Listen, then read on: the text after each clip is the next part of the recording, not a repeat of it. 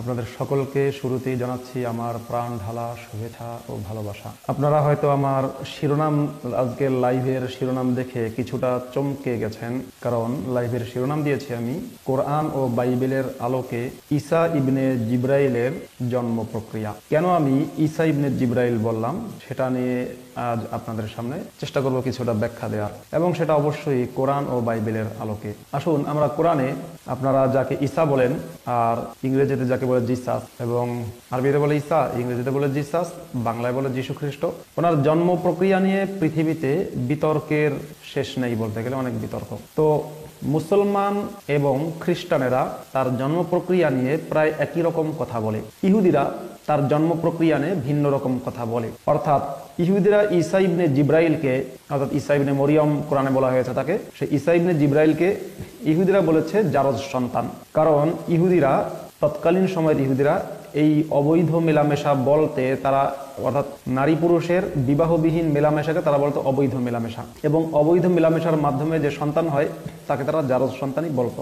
ইহুদিরা যদি যীশু খ্রিস্টকে জারজ সন্তান না বলতো তাদের ভাষ্য মোতাবেক, তাহলে তারা তাকে খ্রিস্টানদের মতোই মানবজাতির ত্রাণকর্তা, মানবজাতির রক্ষাকারী, এই জাতীয় আখ্যা, ঈশ্বরের পুত্র, এগুলোই বলতো।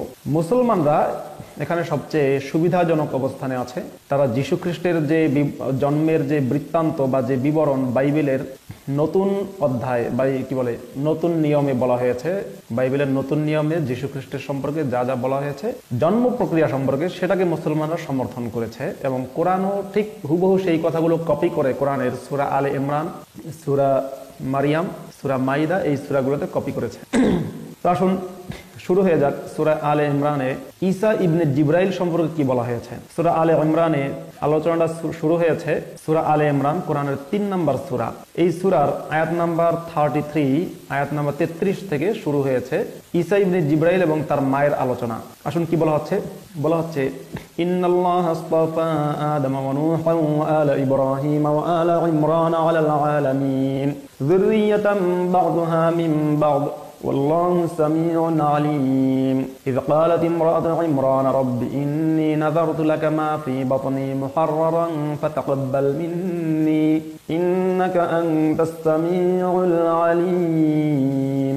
অর্থ হচ্ছে, নিশ্চয়ই আল্লাহ ইসতাফা আদামা, আদমকে, নূহকে, ইব্রাহিমের বংশধরকে, ইব্রাহিমের পরিবারকে এবং ইমরানের পরিবারকে জগৎবাসীর উপরে শ্রেষ্ঠত্ব দান করেছেন। জগৎবাসীর উপরে তাদেরকে বাছাই করেছেন, গ্রহণ করেছেন, আদর্শরূপে আর কি গ্রহণ করেছেন। এই বংশগুলো একটার সাথে আর একটা সংশ্লিষ্ট। তারপরে ইয ক্বালাত ইমরাতু ইমরান রাব্বি ইন্নী নাযারতু লাকা মা ফি বাতনি মুহাররারান ফাতাকাব্বাল মিন্নি। যখন ইমরানের স্ত্রী, ইমরান হচ্ছে মরিয়মের মা, মনে রাখবেন ইমরান হচ্ছে মরিয়মের মায়ের নাম, অর্থাৎ যীশু খ্রিস্টের নানা, কোরআন বলছে তাই তার নাম ইমরান। আর মরিয়মের মায়ের নাম হচ্ছে হান্না। মরিয়মের মায়ের নাম হচ্ছে হান্না আর মরিয়মের বাবার নাম হচ্ছে ইমরান। এই বিষয়টা নিয়ে আলোচনা আছে সূরায়ে আলে ইমরানে। আলে ইমরান কোরআনের 3 নম্বর সূরা, ওই সূরার নাম হচ্ছে সূরায়ে আলে ইমরান বা ইমরানের পরিবার। আল মানে হচ্ছে পরিবার আর ইমরান মানে ইমরান, ইমরানের পরিবার এই সূরারই নাম। সুতরাং বুঝতেই পারছেন ওই সূরার মধ্যে পুরো ইমরানের পরিবার নিয়ে আলোচনা।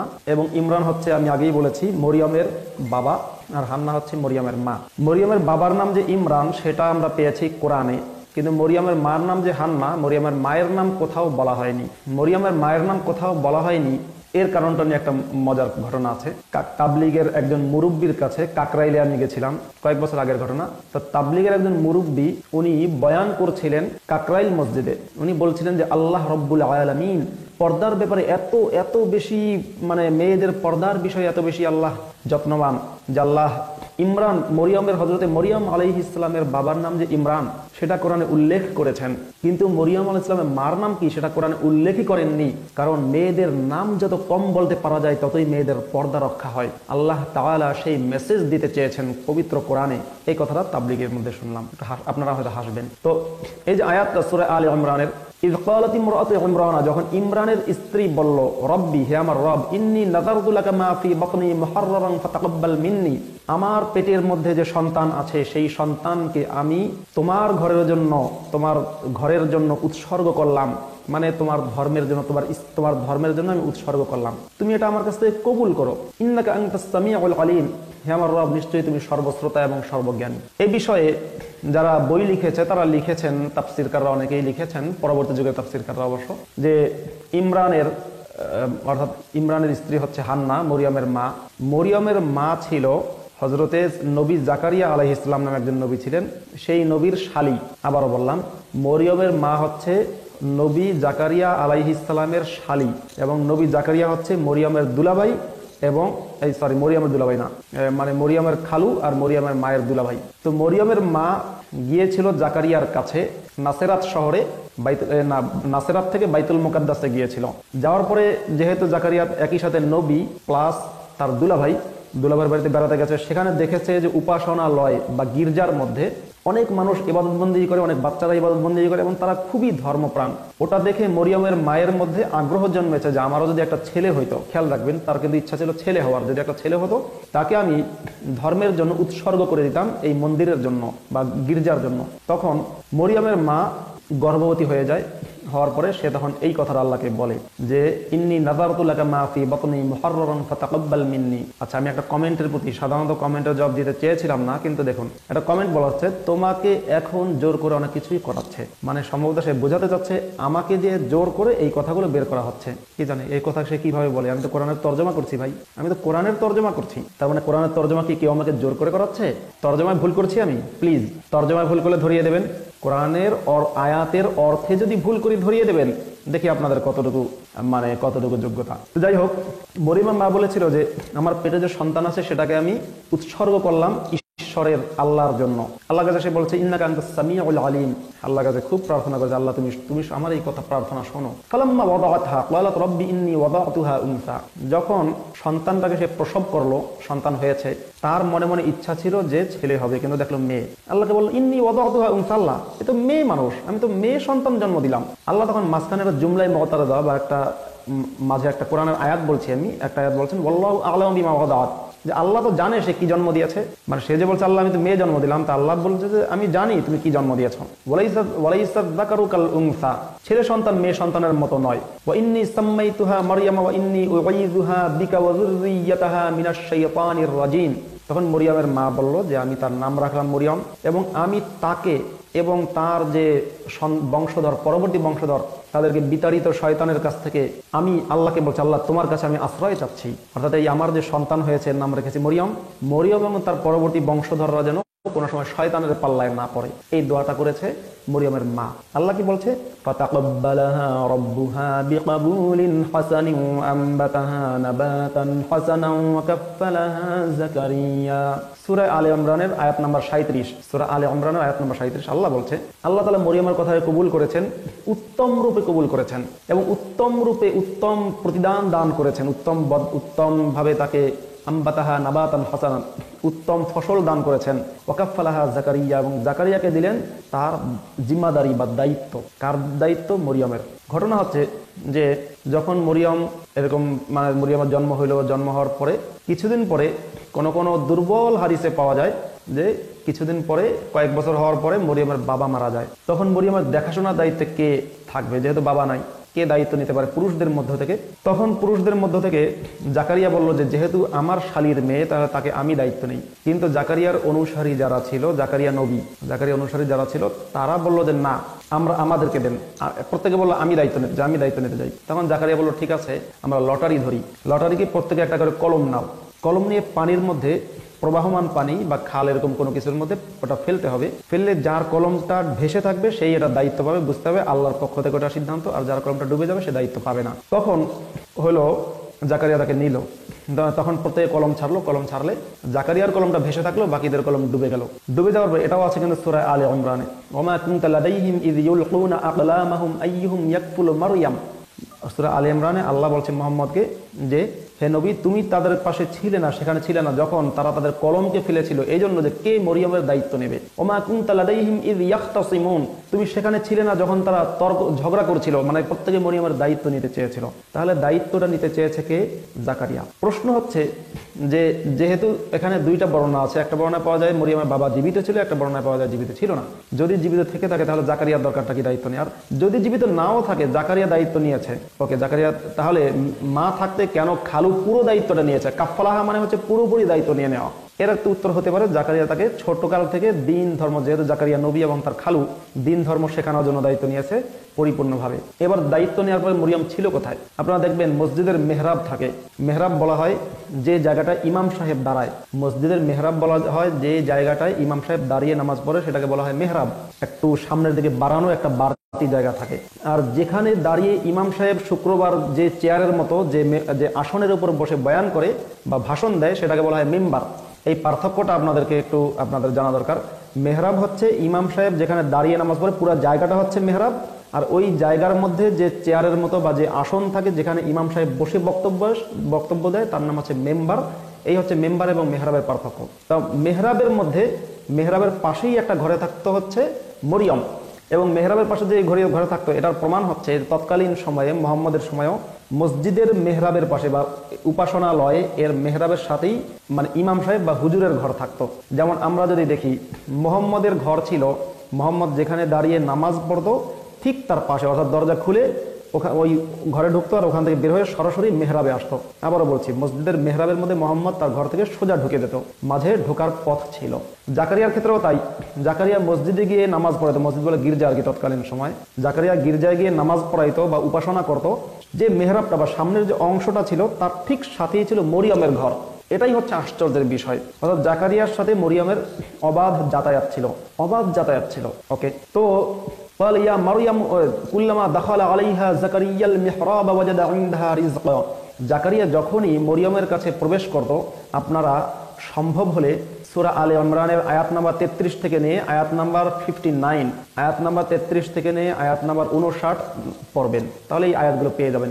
যখনই জাকারিয়া মরিয়মের কাছে প্রবেশ করত, তখনই দেখতো যে মানে অসিজনাল ফল, অনেক রকমের মানে রিজিক দেখতো, অনেক রকমের খাবার দেখতো। যদিও এটাকে হাদিসের মধ্যে বলা হয়েছে অসিজনাল ফল, যদিও সেগুলো দুর্বল হাদিস, কিন্তু মানে এখানে বলা হচ্ছে রিজিক দেখতো। তো বোঝাই যাচ্ছে রিজিক মানে হচ্ছে যে রিজিকটা দেখলে অবাক হওয়া লাগে, এটা কোথায় পেয়েছো। জাকারিয়া জিজ্ঞাসা করেছিল, ইয়া মারইয়ামু আন্না লাকি হাযা, মরিয়ম এটা কোথায় পেয়েছো? ক্বালাত হিয়া মিন ইনদিল্লাহ, এটা আল্লাহর পক্ষ থেকে। ইন্নাল্লাহা ইয়ারযুকু মান ইয়াশাউ বিগাইরি হিসাব, আল্লাহ যাকে ইচ্ছা তাকে হিসাব ছাড়া রিজিক দান করেন। এখানে একটা বিষয় যে জাকারিয়া মরিয়ম যখন বড় হয়েছে, প্রাপ্তবয়স্ক হয়েছে, কোরআনের আয়াত থেকে বোঝা যায় জাকারিয়া তখন তার সাথে পর্দা করতো না। আপনারা যদি এখনকার যুগের কোনো আলেমের কাছে জিজ্ঞাসা করেন যে খালুর সাথে পর্দা করা, আর আমি যারা খালু কাকে বলে না জানেন তাদের জ্ঞাতার্থে জানাচ্ছি যে মেসোমশাইয়ের সাথে পর্দা করা কি ইসলাম ধর্মে ফরজ কি ফরজ না? অবশ্যই ইসলাম ধর্মে খালুর সাথে পর্দা করা ফরজ, কিন্তু মরিয়ম তার খালু জাকারিয়ার সাথে পর্দা করতো না, অবাধে যাতায়াত করতো ধর্ম শিক্ষা, ধর্ম শেখানোর নাম করে। তো অবাধে যাতায়াত থেকে তাদের মধ্যে যৌনতা হওয়াটা কিভাবে সম্ভব এবং যৌনতা হয়েছে কিনা সেটা আমি এখন কোরআন থেকে প্রমাণ করব, এবং কোরআন থেকে প্রমাণ করব যে জাকারিয়া তখনও যৌন সক্ষমতা জাকারিয়ার ছিল। কারণ আপনারা মুমিনরা বলতে পারেন যে জাকারিয়া বুড়া হয়ে গেছে, যেটা আমরা সূরা মরিয়ম থেকে জানতে পারি, সূরা আলে ইমরান থেকে জানতে পারি। হ্যাঁ, জাকারিয়া বুড়া হওয়া সত্ত্বেও তার যে যৌন ক্ষমতা ছিল এটা আমরা জানতে পারি সূরা আলে ইমরানের আয়াত নাম্বার 40, আয়াত নাম্বার 40 থেকে জানতে পারি। কি বলা হচ্ছে? রব্বি আন্না ইয়াকুনু লি গুলামুন ওয়া কাদ বালাগানি আল কিবার ওয়া ইমরাতি আকির। জাকারিয়া বলেছিল যে জাকারিয়াকে তখন আল্লাহ বলেছিল যে জাকারিয়া আল্লাহকে বলেছিল, আল্লাহ মরিয়মকে তুমি যদি ফল দিতে পারো, এত কিছু দিতে পারো, বুড়া বয়সে তুমি আমাকে একটা ছেলে দান করতে পারো। আল্লাহ বলেছিল হ্যাঁ দিলাম তোমাকে ছেলে। তখন জাকারিয়া বলেছিল যে আল্লাহ আমার স্ত্রী বন্ধা আর আমি বুড়া, স্ত্রী বন্ধা আমি বুড়া, কিন্তু বুড়া সে যৌন অক্ষম এটা বোঝানো হয় নাই, বরং বয়স হয়ে গেছে আসলে হবে কিনা, আর স্ত্রী বন্ধা এটা বলেছে। আল্লাহ বলছে যে আল্লাহ ইচ্ছা করলে সবই পারে, আল্লাহ করতে চায়। আচ্ছা, তারপরে কথা হচ্ছে আমরা যদি দেখি সূরা আলে ইমরানে বলা হচ্ছে وَإِذْ قَالَتِ الْمَلَائِكَةُ يَا مَرْيَمُ إِنَّ اللَّهَ اصْطَفَاكِ وَطَهَّرَكِ وَاصْطَفَاكِ عَلَى نِسَاءِ الْعَالَمِينَ। মরিয়ম যখন একটু বয়স্ক হয়েছে, অর্থাৎ আপনার সাবালক বা প্রাপ্তবয়স্ক হয়েছে, ইবাদত বন্দেগী করেছিল, যখন তার সাথে জাকারিয়া আলাইহিস সালামের ফিজিক্যাল রিলেশন হলো, তখনই ফেরেশতারা নাকি মরিয়মকে বলেছে, মরিয়ম, আল্লাহ রব্বুল আলামিন তোমাকে ইস্তফাকে আলা নিসাইল আলামিন, পৃথিবীবাসীর সকল নারীদের চেয়ে নারীদের মধ্যে তোমাকে শ্রেষ্ঠত্ব দান করেছেন। নারীদের মধ্যে মরিয়মকে আল্লাহ তাআলা শ্রেষ্ঠত্ব দান করেছেন। আপনি দেখবেন আজকের সময়ে বাংলাদেশ কিংবা ভারতের যারা পীর আছে, বাবা আছে, মুসলিম কিংবা হিন্দু পীর বাবাদের কাছে কোনো মেয়ে যদি যায়, পীর বাবা তখন বলবে, আমার শরীরের সাথে তোমার শরীর যদি বিনা চামড়ায় যদি টাচ করে, তাহলে তুমি পৃথিবীর মধ্যে শ্রেষ্ঠ রমণী হিসাবে ঈশ্বরের নিকট বা আল্লাহর নিকট তুমি সম্মান পেয়ে যাবে। তো এটা যে এই যুগেই করে তা না, এটা সেই জাকারিয়ার সময় থেকেই এই প্রচলন আছে। যাই হোক, তারপরে জাকারিয়া এবং মরিয়মের সাথে যখন মেলামেশা হইল, তখন ফেরেশতারা নাকি ঘোষণা দিয়েছে যে তোমাকে আল্লাহ শ্রেষ্ঠত্ব দান করেছেন। আপনারা কথা হচ্ছে যে কেন জাকারিয়া মরিয়মের দায়িত্ব নিতে গেল? তার মা থাকা সত্ত্বেও, কোনো বর্ণনায় তার বাবা থাকা সত্ত্বেও, শিক্ষার জন্য। শিক্ষা তার বাবা মার কাছে থেকেও হইতো, নিজের ঘরে থাকলেও হইতো, কিংবা তার বাবা মা তার সাথে থাকতে পারতো। তা না করে পুরো দায়িত্বটা, মানে মরিয়মের পুরো দায়িত্বটা, একটা প্রাপ্তবয়স্ক মেয়েরও পুরো দায়িত্বটা দেওয়া হয়েছে তার খালুর কাছে। এবং বলা হয়েছে 20 বছর পর্যন্ত মরিয়ম ছিল জাকারিয়ার কাছে। 20 বছর বয়সে গিয়ে তার সন্তান হয় যীশু খ্রিস্ট। তাহলে যখন মরিয়মের বয়স, এবং মরিয়ম নাকি দেখতে শুনতে খুব রূপসী রূপবতী ছিল, মরিয়মের বয়স যখন 16, 17, 18, 19, 20 হয়েছে, তখনও পর্যন্ত জাকারিয়া মরিয়মের প্রতি কোনো কুদৃষ্টি দেয় নাই। এটা কিভাবে বিশ্বাস করব? আপনি বলতে পারেন নবী হিসাবে তিনি পুত পবিত্র, তাই যদি হয় তাহলে নবী হিসাবে মোহাম্মদও তো পুত পবিত্র। মোহাম্মদ কি তার পুত্রবধূকে অর্ধনগ্ন দেখার পরে সূরা আহজাব ডাউনলোড করায়নি? মোহাম্মদ কি শিশু আয়েশাকে দেখার পরে, আয়েশাকে বিয়ে করার জন্য হাদিস ডাউনলোড করায়নি? সুতরাং জাকারিয়াও এগুলো করার জন্য, জাকারিয়ার কোনো আয়াত ডাউনলোড করানো কিংবা কোনো বেশভূষা বন্ধ হওয়া, এগুলো করতে জাকারিয়ারও কোনো সমস্যা নেই। আমি এবার যাই, সূরা মরিয়ম নামে একটা সূরা আছে, যে সূরাটা সরাসরি মরিয়মের নামেই নাজিল করা, সূরা মরিয়ম, যেটা কোরআনের সূরার সিরিয়াল হিসেবে 19 নম্বর সূরা। সূরা মরিয়ম হচ্ছে সূরার সিরিয়াল হিসেবে আপনার 19 নম্বর সূরা। ওই সূরার আমরা যদি যাই আয়াত নাম্বার যাবো আমরা হচ্ছে 16, 17, 18, 19, 20, 21, 22, 23 আয়াতগুলো যদি দেখি, সেখানে বলা হচ্ছে ওয়াযকুর ফিল কিতাবি মারইয়াম ইয ইনতাবাযাত মিন আহলিহা মাকানান শারকিয়্যা।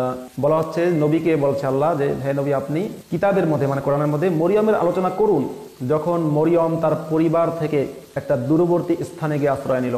এই শারকিয়্যা মানে হচ্ছে পূর্ব দিকে, তার পরিবার থেকে পূর্ব দিকে একটা স্থানে গিয়ে সে ধর্মচর্চার জন্য সেখানে গিয়ে আশ্রয় নিল বা সেখানে বসবাস শুরু করলো। ফাত্তাখাযাত মিন দুনিহিম হিজাবা, পরিবার থেকে পর্দা করলো মরিয়ম।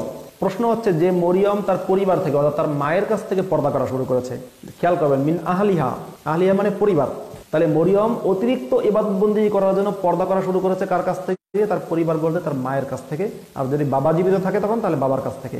বাবা মায়ের কাছ থেকে সে পর্দা করছে, কিন্তু জাকারিয়া খালুর কাছ থেকে সে কিন্তু পর্দা করছে না। তো পর্দা করা শুরু করেছে। পর্দা করতে করতে মরিয়ম যখন সেখানে থাকছে, একটা পর্যায়ে খালুর দৃষ্টি পড়লো মরিয়মের উপরে। খালুর দৃষ্টি মরিয়মের উপরে এলে, খালু একদিন সুন্দর বেশভূষা নিয়ে, একটা ভাব ভঙ্গি নিয়ে মরিয়মের কাছে, মরিয়ম তখন খুব বেশি ইবাদত বন্দেগীতে ছিল, মরিয়মের কাছে হাজির হয়েছে। তখন মরিয়ম বলে, আপনি কে? মানে অর্থাৎ তাকে টাচ করার মতো একটা অবস্থা নিয়ে হাজির হয়েছে। টাচ করবে, ধরবে, তাকে তার সাথে শারীরিক মিলন করবে। মরিয়ম বলে, আপনি খালু না, আপনি আমার সাথে মিলন করতে চান? আপনি?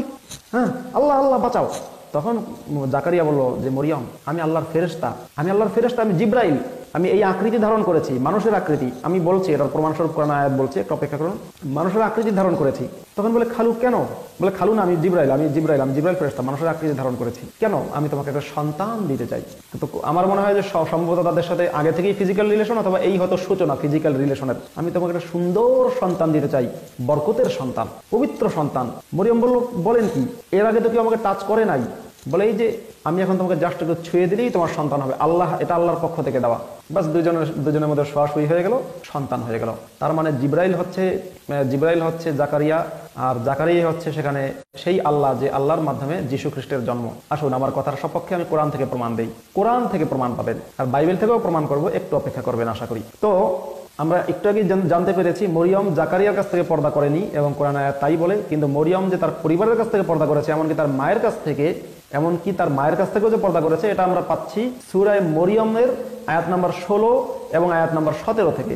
আপনারা পড়বেন সূরা মরিয়ম এবং সূরা মরিয়মের আয়াত নাম্বার 16 এবং 17। তো যখন জাকারিয়া গেছে, আমি ঠিক কোরআনের আয়াতটাকে পড়ছি, আপনারা শুনবেন কি বলা হচ্ছে। যখন জাকারিয়া কোরআন আয়াতটা কি, ফাত্তাখাযাত মিন দুনিহিম হিজাবা, মরিয়ম তার পরিবারের কাছ থেকে পর্দা করলো। ফাআরসালনা ইলাইহা রূহানা ফাতামাসসালা লাহা বাশারান সাওয়িয়া, তখন আল্লাহ বলছেন যে আমি আমার রূহকে পাঠাইলাম, আমার রূহ। দেখবেন ফেরেশতাকে পাঠিয়েছি এর কথা বলে নাই, বলেছে আমার রূহ। এবং সেই রূহ গিয়ে ফাতামাসসালাহা বাশারান সাওয়িয়া, একজন পূর্ণ মানুষের আকৃতি নিয়ে তার সামনে দাঁড়াইলো। তাফসীরকাররা এবং মুসলিম যারা ব্যাখ্যাকারক তারা বলেছেন এই রূহ দেওয়ার উদ্দেশ্য হচ্ছে রুহুল আমিন, অর্থাৎ হচ্ছে জিব্রাইল। কিন্তু কোরআনে জিব্রাইলকে দুইটা সম্বোধন করা হয়েছে। একটা হচ্ছে যেমন কোরআনের একটা সূরার মধ্যে বলা হয়েছে নাযালা বিহির রূহুল আমিন আলা কলবিকা লিতাকুনা মিনাল মুনজিরিন, সূরা শুআরা এর মধ্যে, যে এই কোরআনকে নাযিল করেছে রুহুল আমিন। রুহুল আমিন হিসাবে বলা হয়েছে জিব্রাইলকে। আর সূরা তাকবীরের মধ্যে বলা হচ্ছে যে সূরা তাকবীরের মধ্যে একটা নাম দেওয়া হয়েছে জিব্রাইলকে, জিব্রাইল উপাধি দেওয়া হয়েছে যী কুওয়াতিন, শক্তিমান, ইনদাদিল আরশি মাকিন, আল আরশের অধিপতির নিকট সে বিশ্বস্ত। আর কোরআনের মধ্যে আরেকটা সূরার মধ্যে আপনার বলা হয়েছে যেমন সূরা ইব্রাহিমের মধ্যে রূহুল কুদুস, কুল নাযালাহু রূহুল কুদুস মির রাব্বিকা বিল হাক্কি লিইসাব্বিতাল্লাযীনা আমানু হুদা ওয়া বুশরা লিল মুসলিমিন। তাহলে জিব্রাইলের নাম হচ্ছে রূহুল আমিন কিংবা রূহুল কুদুস, কিন্তু শুধু রূহ এটা জিব্রাইলের নাম না। আর আল্লাহ বলছেন ফাআরসালনা ইলাইহা রূহানা, আমি আমার রূহকে পাঠাইলাম। তো জিব্রাইল নিশ্চয়ই আল্লাহর রূহ না। যদি বলা হয় রূহুল আমিন তাহলে বিশ্বস্ত আত্মা, যদি বলা হয় রূহুল কুদুস পবিত্র আত্মা, সেটা মানা যায়। কিন্তু আল্লাহ বলছেন আমার রূহ, আমার রূহ মানে আল্লাহ নিজের শরীর থেকে আল্লাহর রূহটা পাঠিয়ে দিলেন।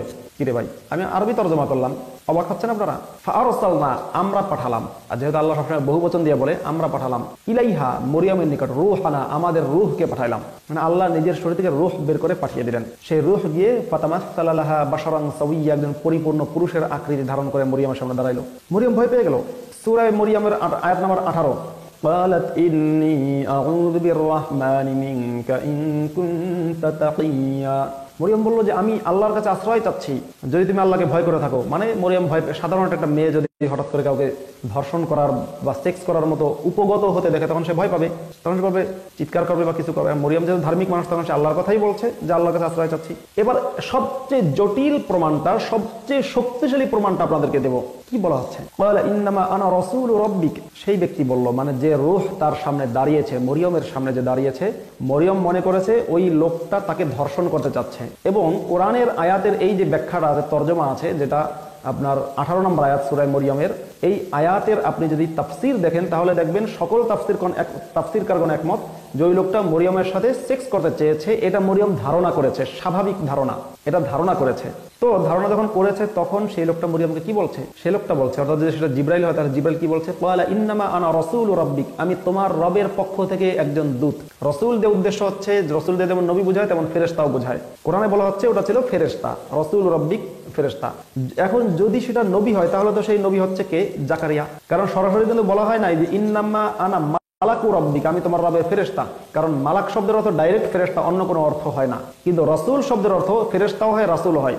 এখন এই আয়াতের তর্জমা যারা করেছে তারা লিখেছে ইন্নামা আনা রাসূলু রাব্বিক, যে কথাটা জিব্রাইল বা জাকারিয়া যেই হোক মরিয়মকে বলেছে, সেটার অর্থ হচ্ছে আমি তোমার রবের পক্ষ থেকে দূত বা ফেরেশতা তর্জমা করেছে সবাই। কিন্তু আমি যদি বলি এটা রাসূলদের উদ্দেশ্য, রাসূল নবী উদ্দেশ্য, এবং সেই নবী জাকারিয়া, তাহলে কি বলবেন? কারণ শব্দটা তো এমন শব্দ যে শব্দটা দুইটা অর্থই হয়। আমি যদি ওটা ধরি সমস্যা কি আপনার? এবং ওটা হচ্ছে প্রথম অর্থ। রাসূল শব্দের প্রথম অর্থ হচ্ছে মেসেঞ্জার অফ গড। রাসূল শব্দের প্রথম অর্থ হচ্ছে মেসেঞ্জার বা নবী, রাসূল বোঝায় আগে। সেকেন্ডারি অর্থ হচ্ছে ফেরেশতা। আমি যদি ফার্স্ট অর্থটা গ্রহণ করি তাহলে হবে কি? সেই ব্যক্তি বলেছে আমি তোমার প্রভুর পক্ষ থেকে একজন রাসূল, মানে আমি জাকারিয়া, আমি তো নবী। সে কি বলেছে? কোরআন থেকে দেখি, লি আহাবা লাকি গুলামান যাকিয়া। লি আহাবা লাকি, সূরা মরিয়মের আয়াত নাম্বার 19 পড়বেন। আবারও বলছি, সূরা মরিয়ম আয়াত নাম্বার 19। লি আহাবা লাকি, আমি দান করতে চাই। আহাবা মানে হচ্ছে দান করা। ওয়াহাবা ইয়াহাবু আল ফাতহু মাজদার থেকে আহাবা মানে হচ্ছে আমি দান করতে চাই তোমাকে, গুলামান জাকিয়া, একটা পুত পবিত্র সন্তান দান করতে চাই। এবার যারা বলছেন কোরআনের যারা তর্জমা করছেন এবং যারা এই আয়াতের ব্যাখ্যায় বলছেন যে সেটা ছিল ফেরেশতা জিব্রাইল, এবং সকল মুফাসসিরগণ এই কথাই বলছেন ওটা ছিল জিব্রাইল।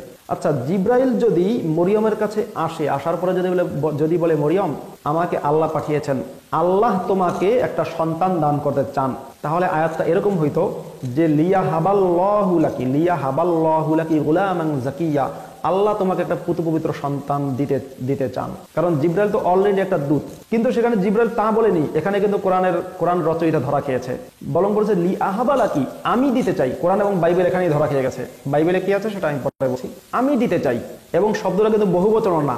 যদি বহুবচনের শব্দ হতো তাহলে হতো লি নাহাবা লাকি গুলামান জাকিয়া, আমরা দিতে চাই। তখন বলা যেত যে আল্লাহ এবং জিব্রাইলের সমন্বয়, তাও বলেন লি আহাবালাকি, বাক্যটা কিন্তু জিব্রাইলের। তার মানে জিব্রাইল নিজে থেকে বলছে আমি দিতে চাই। অথচ আপনারা দেখবেন জিব্রাইল যখন মোহাম্মদের কাছে ওহী নিয়ে এসছে, প্রত্যেকটা ক্ষেত্রে কিন্তু জিব্রাইল বলেছে যে মোহাম্মদ আমি না, আল্লাহর পক্ষ থেকে, হাযা মিন ইনদিল্লাহ, এটা আল্লাহর পক্ষ থেকে, আল্লাহর পক্ষ থেকে নিয়ে আসছে, আল্লাহর পক্ষ থেকে। সব জায়গায় বলছে জিব্রাইল নিজের কৃতিত্ব না নিয়ে বলছে যে আল্লাহর পক্ষ থেকে, আর এখানে এসে জিব্রাইল বলছে যে আমার পক্ষ থেকে, আমি দিতে চাই। আশ্চর্য বিষয়।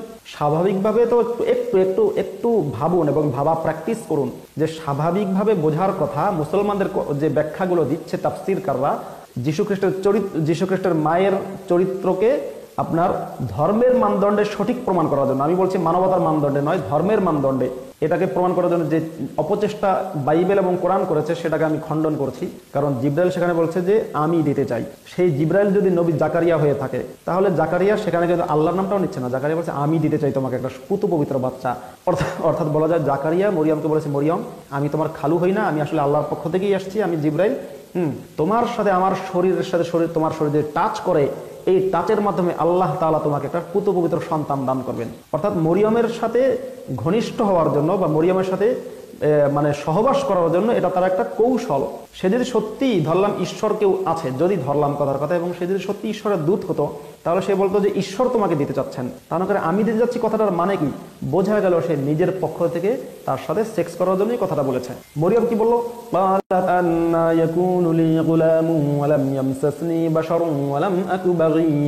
মরিয়ম বলল কিভাবে আমার সন্তান হবে, আমাকে তো ইতিপূর্বে কোনো পুরুষ টাচ করেনি এবং আমি তো ব্যভিচারিণী নই। অর্থাৎ মরিয়ম মনে করেছে লোকটা তাকে টাচ করা বলতে হয়তো শরীরে একটু হাত দেবে। তো মরিয়ম তখন বললো যে আমাকে ধরলেই বাচ্চা হয়ে যাবে, এটা কেমন কথা, আমার ইতিপূর্বে কেউ টাচ করে নাই। তখন সেই লোকটা বলেছে হয়তো তার গায়ে টাচ করে আস্তে আস্তে পোশাক আশাক খুলে স্বাভাবিকভাবে যেটা মানুষ করে থাকে সেটাই করেছে। এবং এটা পরে একটা দেখি পরে কি বলা হচ্ছে, ওই লোকটা মানে সেটা ওই যে জাকারিয়া, তার নাম হচ্ছে জাকারিয়া, অর্থাৎ মরিয়মের খালু।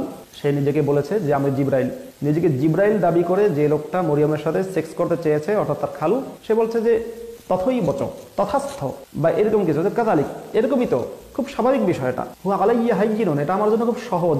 ক্বালা রব্বুকি হুয়া আলাইয়া হাইয়িনুন, তোমার রব বলেছেন যে এটা আমার জন্য সহজ। আচ্ছা, এখানে একটা জটিল পয়েন্ট খেয়াল করবেন। জাকারিয়া কি বললো? ক্বালা কাযালিক, এরকমই এটা হতে পারে, কোনো সমস্যা নাই। ক্বালা রব্বুকি, তোমার রব বলেছে, হুয়া আলাইয়া হাইয়িনুন, এটা আমার জন্য সহজ। তোমার রব বলেছে, অর্থাৎ জাকারিয়া মরিয়মকে বলছে যে মরিয়ম তোমার যে রব আল্লাহ, দেখেন সেখানে কিন্তু বলে নাই রব্বুনা আমাদের রব, বরং বলেছে তোমার রব, মানে এখানে আল্লাহকে সে একটু দূরে সরিয়ে দিয়েছে কেন জাকারিয়া, কারণ জাকারিয়ার মাথার মধ্যে তখন সেক্স। সে বলছে যে তোমার রব বলেছে হুয়া আলাইয়া হাইয়িনুন, আমি জাকারিয়ার জন্য এটা খুব সহজ কোনো বিষয় না। এটাও হইতে পারে, অথবা যদি ধরি যে এটা আল্লাহর বাক্য, রবের বাক্য, তাহলে সে তোমার রব বলেছে যে এটা আমি আল্লাহর জন্য সহজ, আমার রবের আমি আমার জন্য সহজ।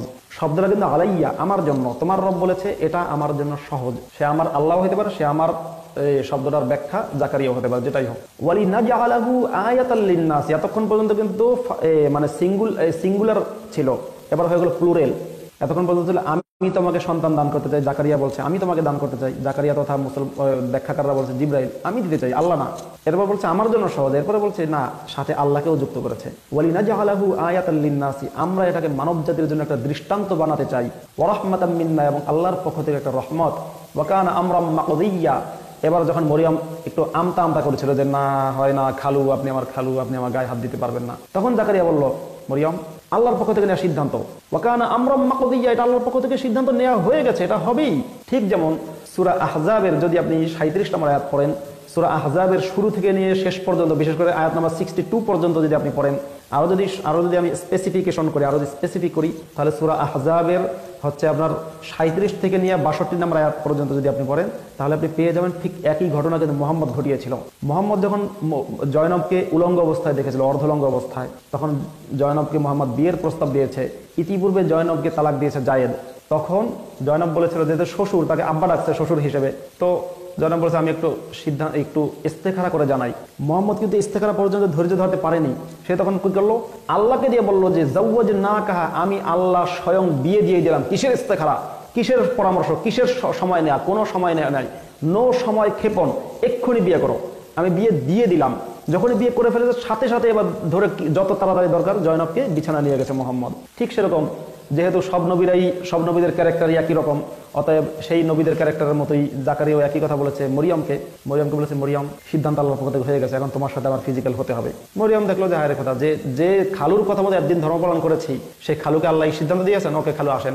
এবার দুইজনে যেটা করার করলো, মরিয়ম দেখলো যে খালু হোক আর যাই হোক তারও ভালো লাগে আর খালুর তো ভালো লাগেই, দুজনের আরাম লেগেছে, দুজনের ভালো লেগেছে। আমার লাইভটা যারা বাচ্চারা আছেন তারা না দেখলেই ভালো আজকের লাইভটা, যাই হোক আর দেখলেও সমস্যা, এবার দেখলেও যদি না দেখলে সমস্যা আছে, না দেখাটাই উচিত, কারণ এখানে বেশ মানে 18+ আলোচনা হচ্ছে।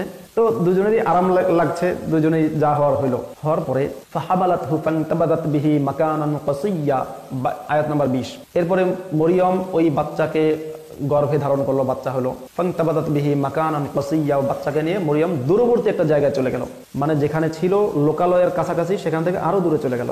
কেন? এটা যদি আল্লাহর পক্ষ থেকে হয় তাহলে এত ভয় কিসের? দূরবর্তী স্থানে পালিয়ে যেতে হবে কেন? খুব স্বাভাবিক সিম্পল হিসাব।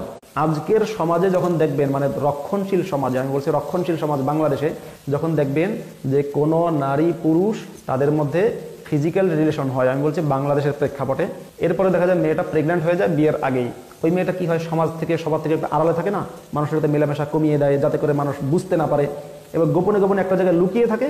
যখনই বাচ্চাটা হয়, বাচ্চাটাকে নিয়ে কোনো একটা ডাস্টবিনে গিয়ে ফেলে দিয়ে আসে, বাচ্চাটাকে ডাস্টবিনে গিয়ে ফেলে দিয়ে আসে। কথা ঠিক না ভুল? বক্তাদের মতো বলছে, কথা ঠিক না ভুল? সুবহানাল্লাহ পড়বেন না আলহামদুলিল্লাহ পড়বেন, সেটা আপনাদের বিষয়। তো মরিয়ম কেন চলে গেল? ফান্তাবাদাত বিহি মাকানান কাসিয়্যা, দূরবর্তী স্থানে কেন গেল? আচ্ছা গেল। এরপরে আমরা দেখি, যদি কোনো মেয়ে কারোর সাথে ফিজিক্যাল রিলেশন হওয়ার পরে সে যখন গর্ভবতী হয়ে যায়, আমরা বাংলাদেশের প্রেক্ষাপটে দেখি সেই মেয়েটা বলে হাই হাই হাই, আমি মরি না কেন? সমাজের লোকেরা খারাপ বলবে, এই ভয়ে সে এরকম বলে। যদি সত্যি সেটা আল্লাহর পক্ষ থেকে যাওয়া ফেরেশতাই যদি হতো, তো মরিয়মের তো ভয় কিসের? কি বলছে মরিয়ম শুনুন। ফাজা আহাল মাখাদু ইলা জিযইন নাখলাহ, মরিয়ম একটা খেজুর গাছের কাণ্ডের গিয়ে আশ্রয় নিল। সেখানে গিয়ে সে মানে প্রসব যন্ত্রণায় যখন অস্থির হয়ে যাচ্ছিল, মরিয়ম কি বলেছে? ক্বালাত ইয়া লাইতানি মিততু ক্বাবলা হাযা ওয়া কুনতু নাসিয়াম মানসিয়্যা, সূরা মরিয়মের আয়াত নাম্বার 20 এবং 21 পড়বেন। মরিয়ম বলেছে, হায় আফসোস, কেন আমি মরলাম না? মানে খালুর সাথে সেক্স করার পরে আমি যেহেতু প্রেগন্যান্ট হয়ে গেছি, এখন সমাজ কি বলবে, হায় আমি কেন মরলাম না? ওয়াকুনতু নাসিয়াম মানসিয়্যা, অথবা কেন আমি বিস্তৃত হয়ে গেলাম না, যে কেউ আমাকে চিনতো না, কেউ আমাকে জানতো না। যেহেতু মরিয়ম একটা ভালো বংশের মেয়ে, একটা নেতৃস্থানীয় বংশের মেয়ে, সুতরাং সে বলতো কেউ আমাকে চিনতো না, একবারে অজপাড়া গায়ে থাকতাম তাও কথা ছিল, কি বিপদে পড়লাম।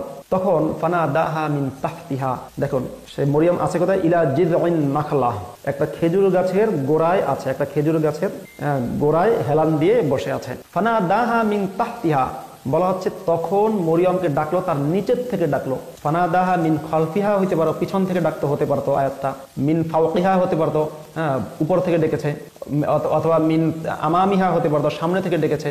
তাহতিহা মানে মরিয়ম এর তল দিয়ে ডেকেছে, অর্থাৎ মরিয়ম যখন খেজুর গাছের তলে শুয়েছিল বা বসেছিল প্রসব যন্ত্রণায়, তখন হয়তো মরিয়মের আর কি বলবো, হয়তো মরিয়মের শরীরের নিচের অংশে গিয়ে উকি দিয়ে জাকারিয়া বলছে যে ভয় পেও না। কেন উকি দিয়েছে সেই জানে, বা উকি দিয়েছে কিনা তা আমি কনফার্ম না, আমি তো তখন ছিলাম না, এবং কেউ আমাকে ভিডিও পাঠায় না যে উকি দিয়েছিল, এই দেখো তার ভিডিও ক্লিপ। কিন্তু যেটা বোঝা যাচ্ছে নিচ থেকে ডেকেছে, নিচের থেকে ডেকে বলে আল্লাহ তাহজানি, মরিয়ম ভয় পাইস না, কদ জাআলা রাব্বুকি তাহতাকি সারিয়্যা, তোমার নিচ দিয়ে আল্লাহ একটা নহর প্রবাহিত করে দিয়েছেন, নিচ দিয়ে নহর প্রবাহিত করে দিয়েছেন। সেটা কিসের নহর তা আমি জানি না, পানির নহর হতে পারে, অন্য কিছুর নহর হতে পারে। ওয়াহুজ্জি ইলাইকি বিজিযইন নাখলাতি তুসাকিতু আলাইকি রতাবান জানিয়্যা, অথবা জাকারিয়া দূর থেকে কোন নিচু জায়গায় চোরের মতো লুকিয়ে থেকে হয়তো আল্লাহর কণ্ঠ নকল করে বলছে, ভাব ধরে, যেমন ইতিপূর্বে জাকারিয়া আকামটা করেছে। জাকারিয়া হয়তো দূর থেকে আল্লাহর কণ্ঠ নকল করে বলছে, মরিয়ম বলছে কে? আমি আল্লাহ রাব্বুল আলামিন বলছি, নিচের একটা জায়গা থেকে, হয়তো কোনো টিলার নিচ থেকে। মরিয়ম বলছে, হ্যাঁ বলুন। তুমি ভয় পেও না, আমি আল্লাহ তোমাকে রক্ষা করব, এরকম একটা ভাব গুরু গম্ভীর কণ্ঠে। আল্লাহ লাগবে তো, বুঝিনি তো? দেখেন না আপনারা শোলে সিনেমা যদি দেখেন তাহলে দেখবেন শোলে সিনেমার একটা দৃশ্য আছে, অমিতাভ বচ্চন এবং ধর্মেন্দ্র।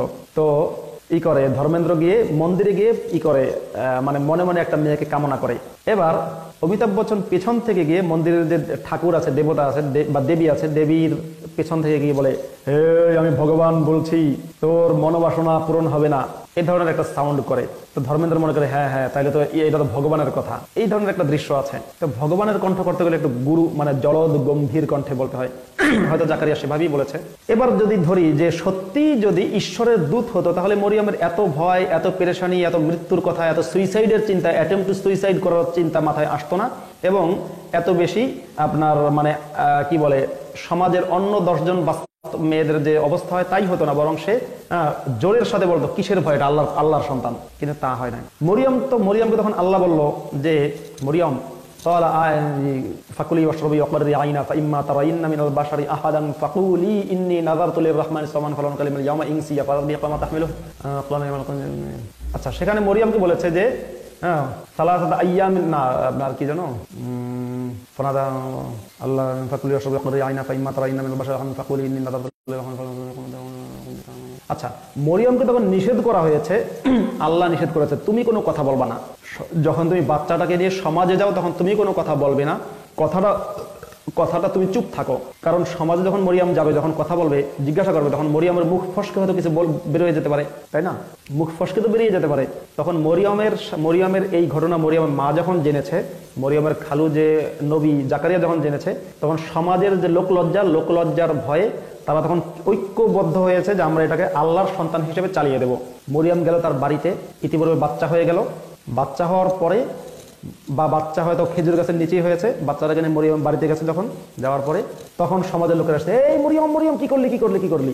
তখন হয়তো সেই জাকারিয়া ওই বাচ্চাটাকে মরিয়ম কোলে নিয়েছে, আর জাকারিয়া হয়তো মরিয়মের আঁচলের তলে বা কোনো একটা জায়গায় লুকিয়ে থেকে ওই বাচ্চাটার মুখ থেকে বলাচ্ছে, আমি হলাম ইন্নী আবদুল্লাহ, আমি আল্লাহর বান্দা, আতানিয়াল কিতাবা ওয়া জাআলানি নাবিয়্যা, আল্লাহ আমাকে কিতাব দান করেছেন, আমাকে নবী বানিয়েছেন, ওয়া জাআলানি মুবারাকান আইনামা কুনতু আওসানি বিসসালাতি ওয়াজ যাকাতি মা দুমতু হাইয়া, আল্লাহ আমাকে বরকতময় বানিয়েছেন, আল্লাহ আমাকে নামাজ এবং যাকাতের আদেশ দিয়েছেন যতদিন জীবিত আছি।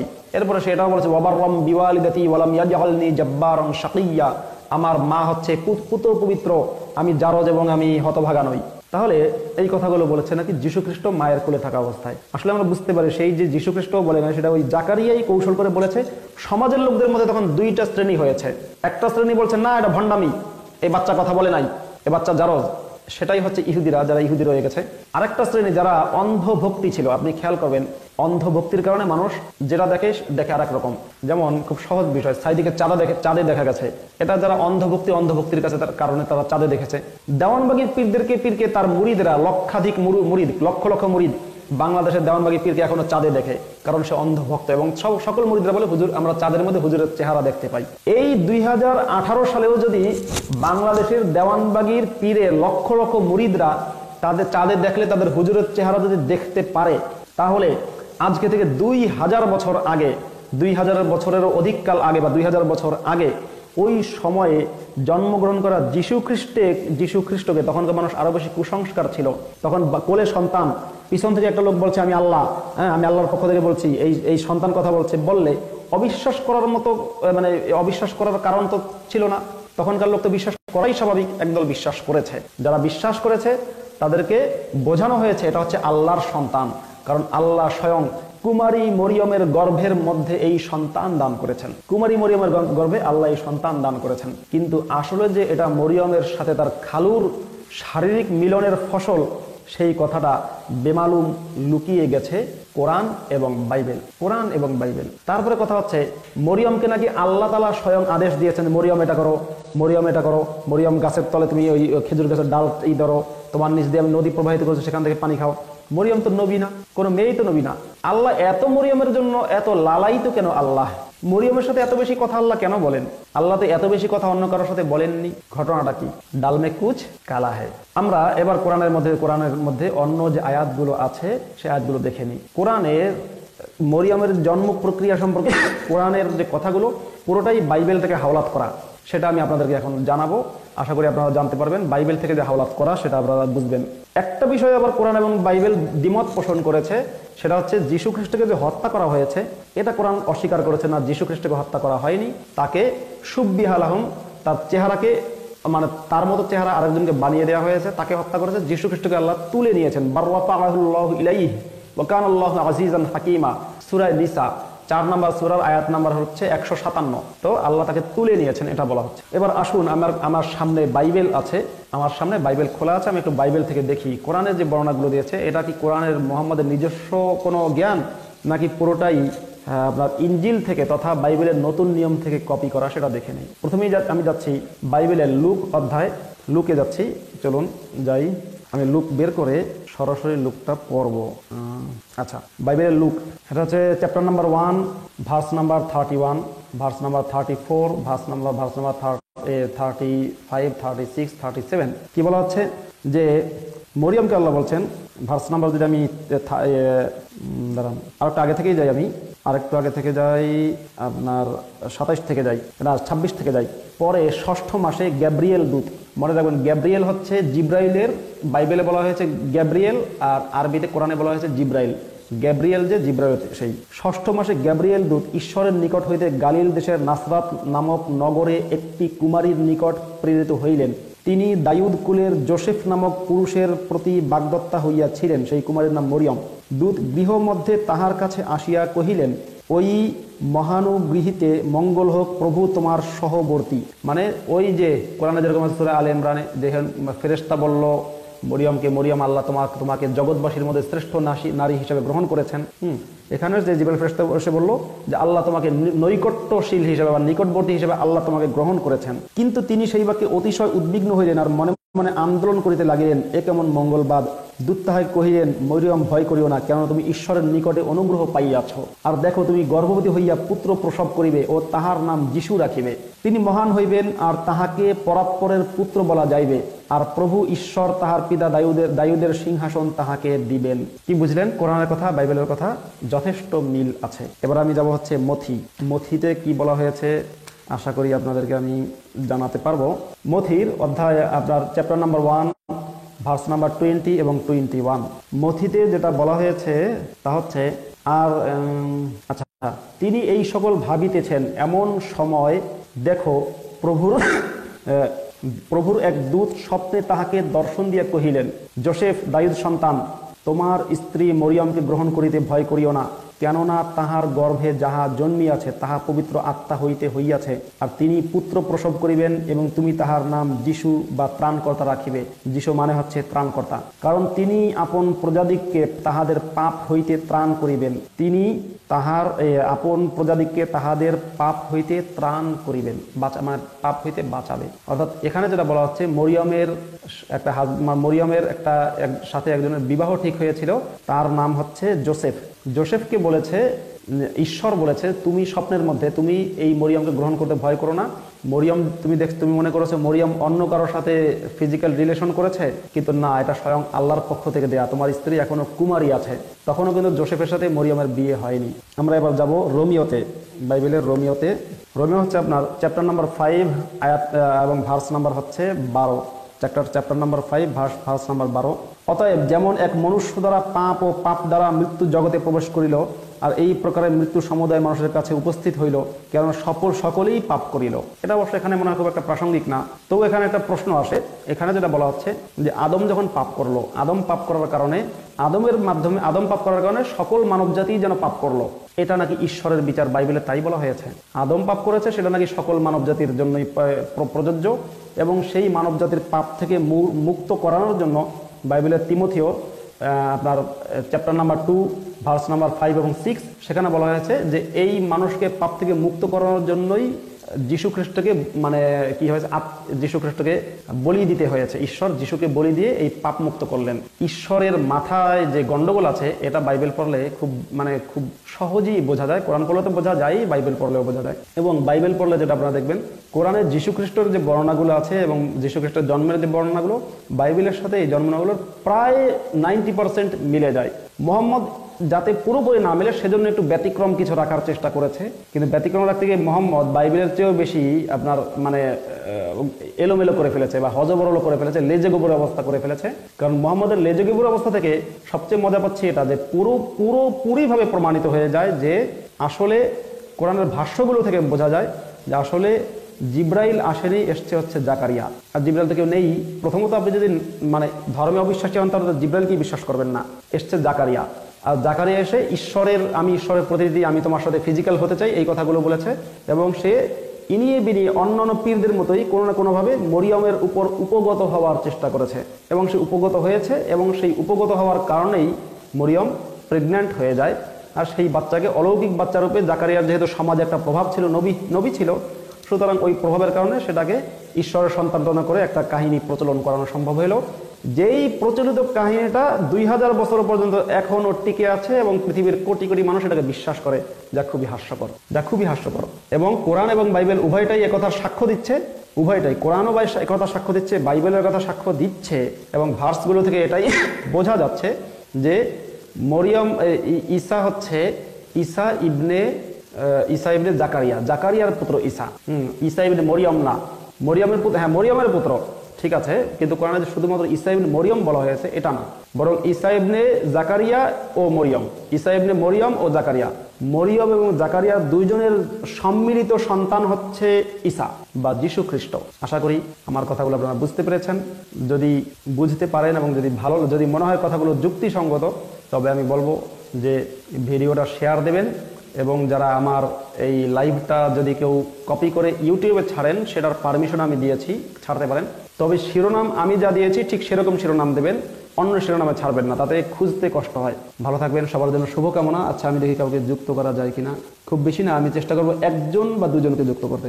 যদি মুমিন হয় তাহলে অগ্রাধিকার, নিঃসন্দেহে মুমিনদের অগ্রাধিকার। তবে যদি আমি কাউকে যুক্ত করি, এরপরে যদি মুমিন ভাইরা শেষ মুহূর্তে এসে বলেন যে আমাকে যুক্ত করছেন না কেন, তাহলে হবে না। আমার লিমিট হচ্ছে 1জন বা 2জন। হারুন রশিদ ভাই, আপনাকে যুক্ত করছি আমি, খুব বেশিক্ষণ, 5 করে 1জন বা 2জন। হারুন রশিদ, আপনি রিকোয়েস্ট পাঠিয়েছেন, আপনাকে যুক্ত করছি।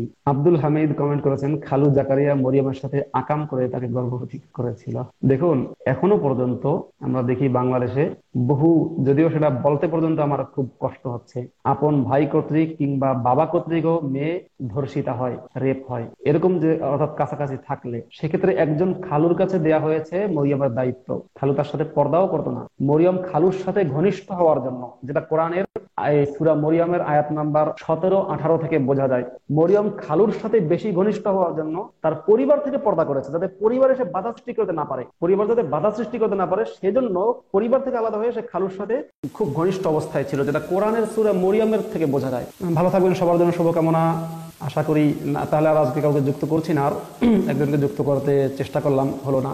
মুফতি সাহেবকে যেন, কোনো মুফতি যদি থাকে তাহলে অবশ্য যুক্ত করবো, দেখি না। আমার সাথে যারা রিকোয়েস্ট পাঠিয়েছেন কোনো মুফতি পাচ্ছি না। পার্থ চৌধুরী কমেন্ট করেছেন, আপনিও মুমিনকে অগ্রাধিকার দিলেন না। আমি মানস বিশ্বাস ভাইয়ের একটা কমেন্ট ভালো লেগেছে, যে এই লাইভটা এটা আলাদা থাকুক, আর যদি প্রশ্নোত্তরের যে লাইভগুলো আছে সেটা আলাদা।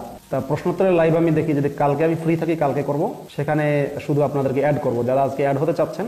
আমি ঠিক বলতে পারছি না কালকে যাবো কিনা, হয় কাল নয়তো পরশু, এবং বাংলাদেশ সময় রাত 9টায়, হয় কাল নয়তো পরশু। আপনারা কালকে পরশু 2 দিনই, বাংলাদেশ সময় রাত 9টায় আমার দিকে খেয়াল করবেন।